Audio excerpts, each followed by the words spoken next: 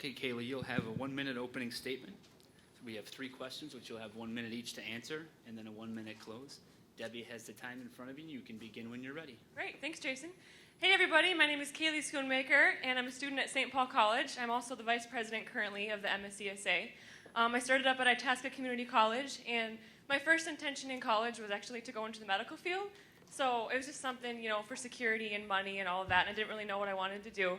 Got involved with the Student Senate, and now here I am thinking about running for governor someday. So this association has really instilled a passion in me and a drive that somehow made me think that I could be the governor. So it means a lot to me, and it's done a lot for me. So here I am, asking for your support to be our next president. All right, the first question, what experience do you have that makes you the best candidate for this position? So next year is a rally year. So some of you may have been to a rally before where we go to the Capitol. We bring hundreds of students from around the state. When I was at Itasca Community College, I was a Student Senate President, and we brought actually one of the largest groups, and we were one of the smallest campuses. So I have experience in rallies, and I'm good at getting people excited to come.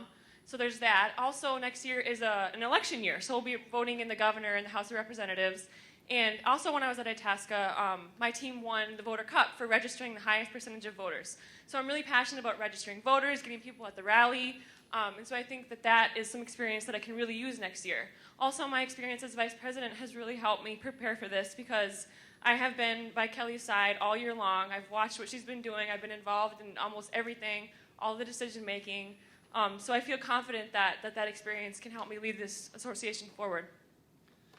The position of MSCSA President requires strong conflict resolution skills. Tell us about a conflict you were involved in and how you managed the situation.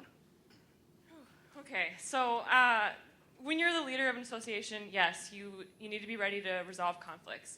And so I've learned that some of the most important things are you really need to listen. You need to listen to all sides of the story. Let people tell you things. You need to consult with other people if you're really conflicted about what to do. And most importantly, you have to do what you believe is right when conflicts arise. So one example of this was when I was the president at Itasca. We had a senator that was really motivated and really passionate and really driven. But at the same time, this individual turned out to be rude and threatened some of our members. And it got to a point where I had to sit down and talk with this individual. And that was a really hard thing to do because it's really hard to let somebody go that has so much potential. But at the end of the day, it was the right thing to do. You have to look out for your team and make sure that everybody's comfortable. So that's one conflict that I can think of. And just in all conflicts that I try to resolve, I just need to listen to the whole story and really decide what's right. Okay, question 3. What are the most significant policy issues facing students over the next year, and how will you work to meet those challenges? I think credit transfer is still huge. I think we need to keep working on that. And I think that there's a lot of potential next year. It's moving forward this year to create a plan for MSCU to implement system-wide articulation agreements, as some of you may know. And next year as president, I want to make sure that we hold MSCU to that and make sure that they do that, and I will do that. Also, I think that there's been an emerging issue of childcare on or near campuses. I think we need to look at how we can do that. With childcare, it's really on a campus-to-campus basis. So I'd like to start the conversation at the campus level and train student senators on how to talk with their administration on how to get this done and make sure that non-traditional students that have children can still go to school. I think another big issue is just student services in general. The student population has changed drastically. There is no traditional college student anymore. And so we need to make sure that we have student services that can fit the needs of our changing student population. And that is something that I plan to work on through charting the future implementation with the MSCU system and the legislature if we need to. All right, and a 1-minute closing statement. Okay. So I'm going to be really corny here and throw a little quote at you. It's by Jack Welch. It's one of my favorites.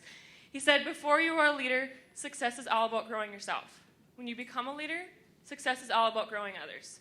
This organization has made me into a leader, and now I need to give back and help all of you grow into your leadership positions.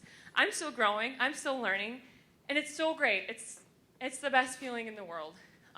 As vice president, I made it a top priority to make sure that I listened to each and every one of you. And we set our agendas in a new way that we had never done before, where everybody was involved in the decision-making process.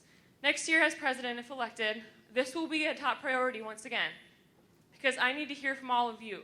before I can go and advocate for what this association is. Because it's not about me. It's not about the people in the MSCSA office. It's about each and every one of you. Because you matter. Each and every one of you.